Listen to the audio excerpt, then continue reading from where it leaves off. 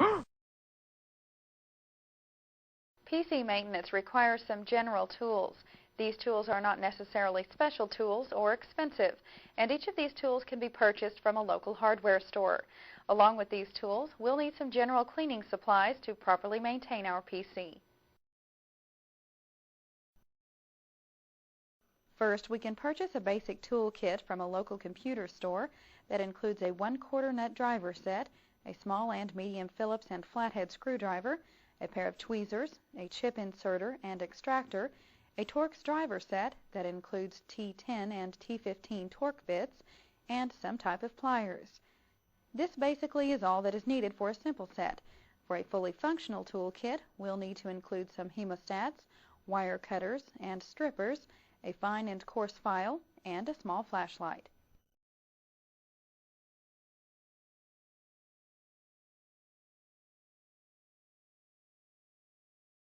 These are the basic tools needed for maintaining and repairing PCs, but there are a couple of more items to consider for our tool kit. These items should only be considered if we are going to perform serious PC maintenance.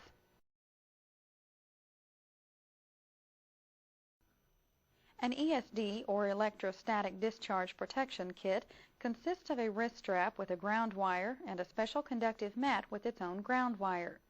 Using the ESD wrist strap and mat will help assure that we never accidentally zap any of the components with static electricity.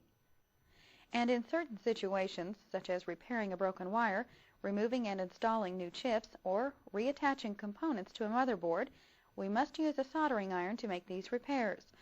Although today virtually all repairs are done by simply replacing the entire failed motherboard, we may need a soldering iron in some instances. For example, if someone rips the keyboard plug off of the motherboard, with a soldering iron and a little patience, we can reattach the plug and salvage the motherboard.